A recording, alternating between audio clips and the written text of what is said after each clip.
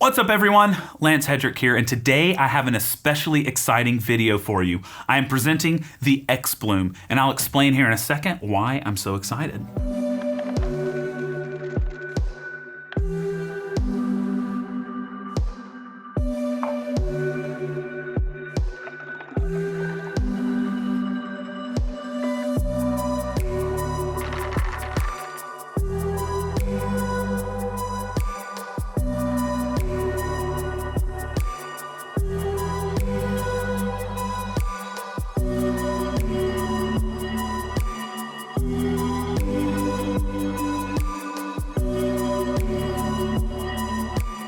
Now, before jumping into a review of the XBloom, I will ask that you would take a moment, maybe hit the like, hit the subscribe. If you enjoy the work that I make, it all really helps me. The growth on here actually does translate into more opportunities with different machines like this, and I'll explain that here in a second.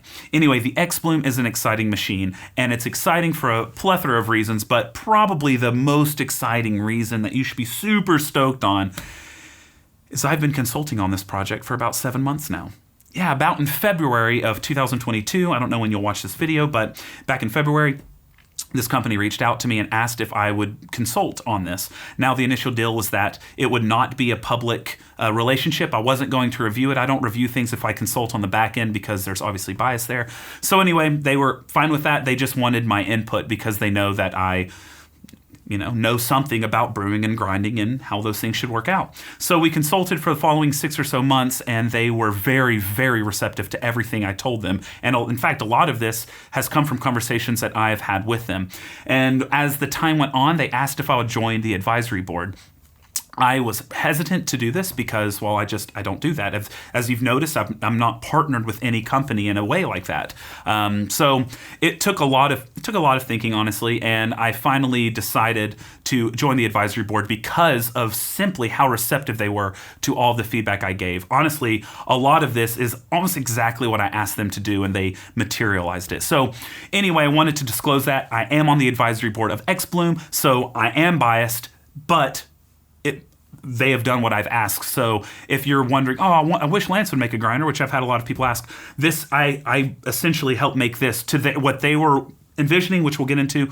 I kind of created this. I think it's a fantastic grinder. I helped with the flow of water coming out of this, everything. So this wasn't just a, hey, endorse this product. This was a, come along, hold our hand, let's do this together. And then I decided to join the advisory board right before this launch. So it's now me and Scott Rayo are the two main advisors that I'm aware of on the project, so I'm really excited about that. But let's go ahead and jump into this. What is the XBloom? You're probably watching this like, okay, I get it. You helped with it. What is it? So this is essentially a pour-over machine, but it is set up to be like a pod machine, meaning you have whole beans in a pod, you scan it, and the machine does all of the rest. This side grinds for you, this side brews for you.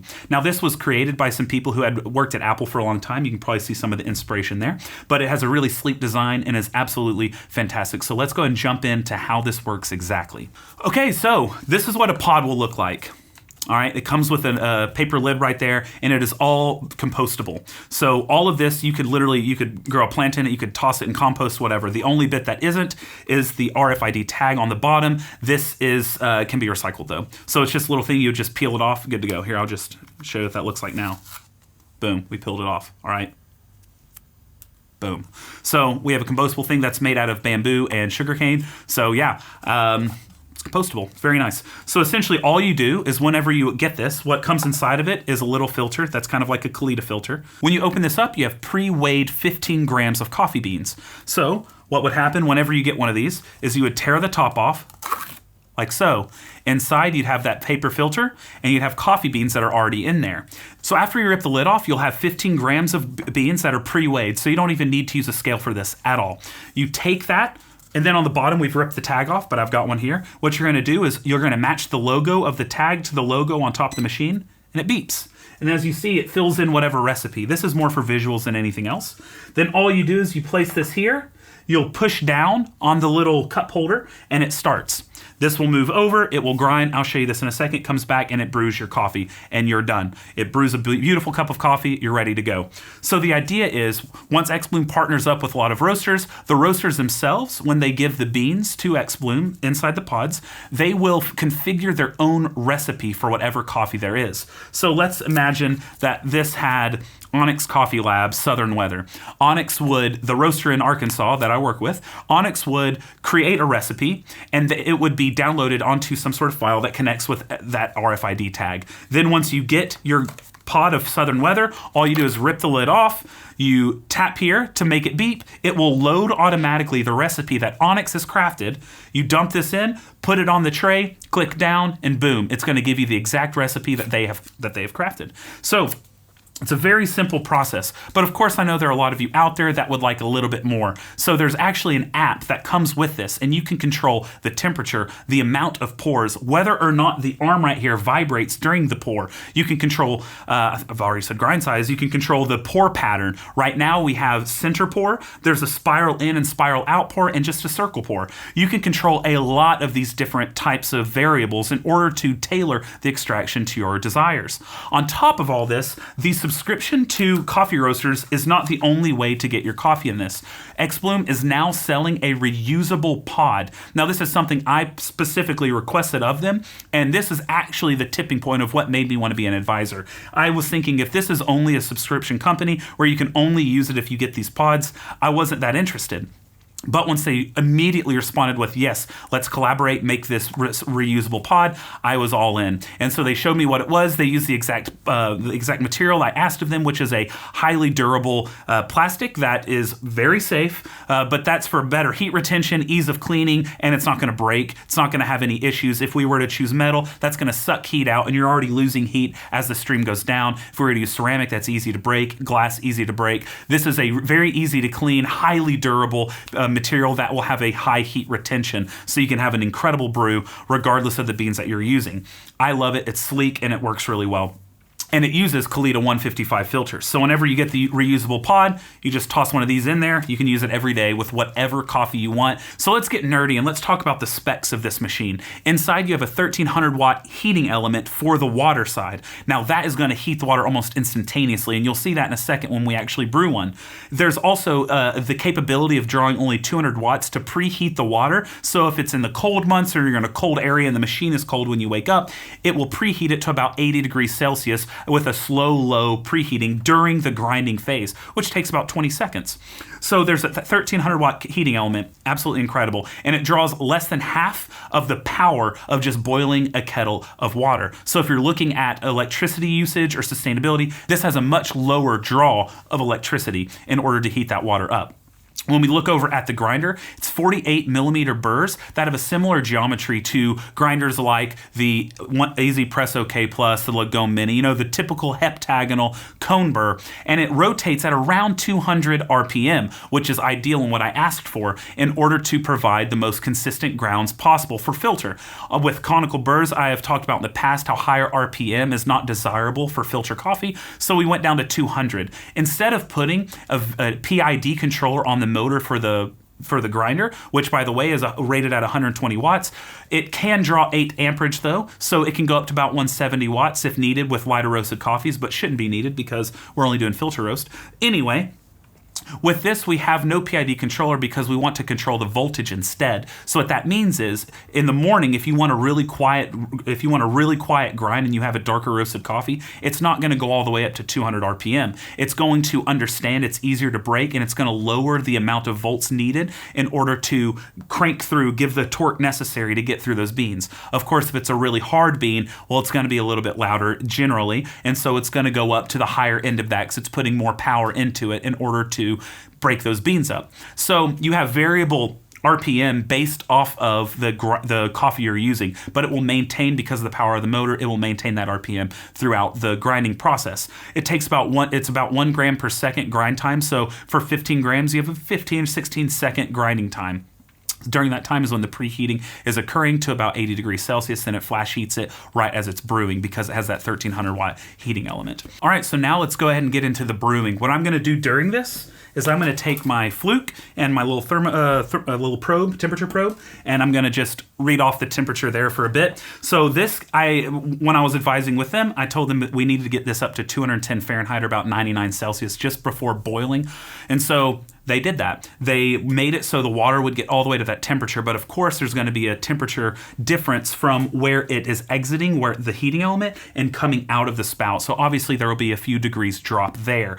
Same thing with a kettle. Once it goes through the gooseneck of a kettle, you're losing temperature. So that is going to be the case here, but I wanted to show that it has more than sufficient slurry temperature. So let's go ahead. I've created a recipe through the app, which the app's not finished, so I'm not going to show you just yet, but what I have it set up to is I have grind size. There's going to be 20 settings on here. I have it at grind size 15, so on the coarser side. I have a ground to water ratio of 1 to 17. These are all options in the app. I have the bloom set for 100 or right off boiling, 99 Celsius. So it's going to come out cooler, obviously. And then I have 45 milliliters come out, and I have the vibration option on. So something else that I talked with them about that they did is I was talking about how, I like to do the swirl. There's no real way of making the swirl, but they did make it vibrate, which is a fantastic option and actually may be preferable to the swirl. All I'm trying to do is settle the bed, so if any channels occur, it'll settle it out, right? So you can choose whether you want the vibration on or off. I have it on for the bloom. I have put in a pause. You can do as much time as you want for the pause. Second pour, I have the temperature, the water volume, the pattern I want. For the second one, I have a swirl pour. And for the final pour, I have a center pour with some vibration on there, and I've dropped the water temperature as well. So I'm confirming that, and I'm going to hit start after I load the beans in. So let me get those beans weighed out, and we'll start the brew. So I weigh out 15 grams. I'm going to take this 15 grams. No RDT needed. We have little tech on the bottom that helps with anti-static.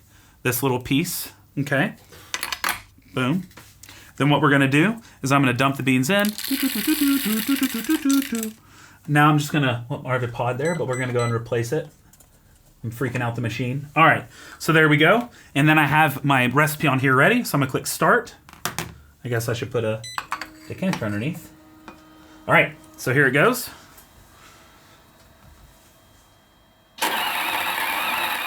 So it's grinding at that 15 size, and this is a really, really hard bean, and it's grinding through it no issue. Grinding there. Oh, the aroma is incredible. And it speeds up at the end to make sure there's no retention. Speeds up, make sure all of it's shot out. We're done. And here we go. We come over here, and it's instantly heating. Bang. It's shaking to level out the grounds. And it's shaking as it's pouring.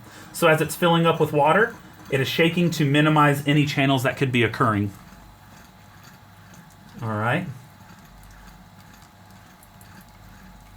Let's get it all the way to our weight for the bloom, and there we are. So this is still in prototype phase. The shake is going to happen more at the end. This is a very early unit. There's some things that we're still working on, like that, but yeah. Then it's going to come again. So right now, the grinder is not standalone, but that is something that we will be working on in order to make this a standalone grinder, so you could control with even more steps because it's motor controlled for the burst spacing, so very accurate. We're going to have that as a capability as we continue to work on this. Here goes the second pour. I have it shaking as well with a spiral pour. So this is going to be the biggest pour throughout the whole brew. Is this second pour right here. As you see, it's still going. Now there's technology in here. If you have the grounds too fine, it can sense with an algorithm inside the weight of the water pushing down on the pod, and it will stop so it doesn't overflow. So let's say I have a 100 milliliter pour programmed in, but I have the grounds too fine, so it's filling up too quickly. Since this is not a person that can see with their eyes, it's not draining, there is an algorithm built into the scale built in so that it knows to stop. And if that is the case, it will stop and add another pour. It will continue to add pours until it is able to go through. That way you can truly leave this alone, walk to another room, and you're not going to have a mess when you come back because of that algorithm built in. So we're doing the final pour right here. I may have had the grind too fine because it is, I think it just broke up the pour. We'll see. Yep.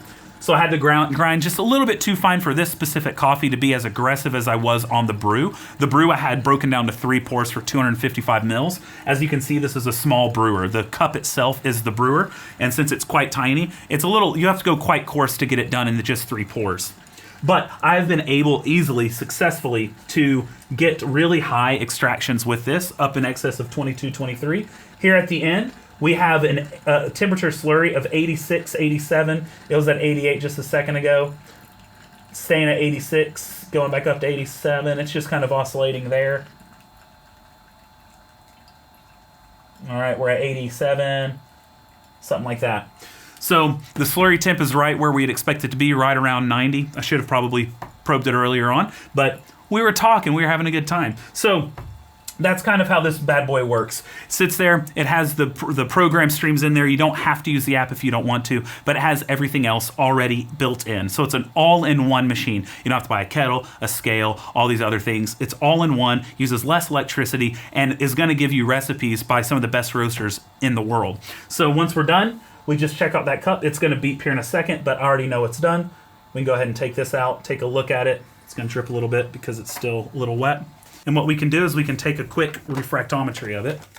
We're gonna weigh the beverage, which came out at 220.1, which is actually fantastic because we had 255 grams of water that was dispelled or dispersed over the bed. So we got a 220.1 beverage weight. I multiply that by the TDS, which is 1.5. And then we divide that by our dose, which was 15. That's a 22% extraction yield. That's fantastic. So that happened right there on this machine. It had, I went through and actually off camera measured the slurry again. It's consistently at 90. That last pour is when it dipped down to 87, 88, which makes sense. But anyway, so let's take a sip. Fantastic. Absolutely delicious. Loads of black currant, loads of red fruits. Really vibrant. But of course, this could be done with any coffee, with darker roast, lighter roast. It doesn't really matter because whatever roaster you buy from, they're going to have their recipe loaded in. If you're nerdy enough to use your own coffee, I'm sure that you'll know intuitively off the app how to set it up. It's pretty easy. And there's going to be preloaded recipes on there as well, default ones that you can use even.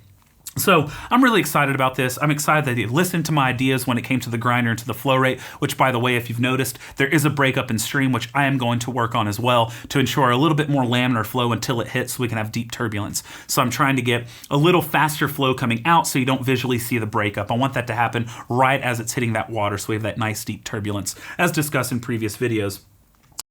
We also have just really nice thermal conductivity inside that temperature stays really consistent throughout, which is going to really give you a lot of control over your brew. And of course, in every step, you can change that. That with the water bending technology that they have come up with at XBloom, which is absolutely brilliant. As you see, that stream just kind of bends on its own. Not really, but it does bend.